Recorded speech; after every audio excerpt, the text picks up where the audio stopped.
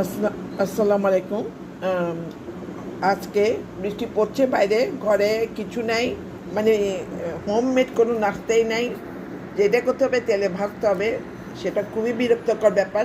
সেই জন্য চিন্তা করলাম যে আচ্ছা ঠিক আছে, সেমাই তো আছে, আমি তো ভেজে রেখেছি, তেলে রেখেছি, একটু সেমাই রান্না করি।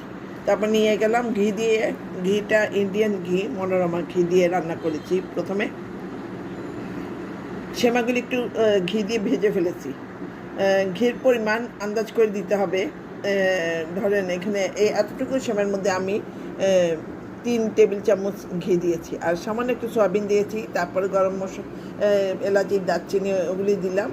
দিয়ে তারপর সেমাইটা খুব ভালো করে নেড়ে যখন লাল লাল হয়ে গেছে, তারপর দিয়ে দিলাম চিনি। চিনিকে একটু ভালো করে নেড়ে ছেড়ে একটু লাল লাল হয়ে আসছে, তখন দিয়ে দিলাম সামান্য পানি। পানির পরিমাণ খুবই কম, আধা কাপের মতন হবে।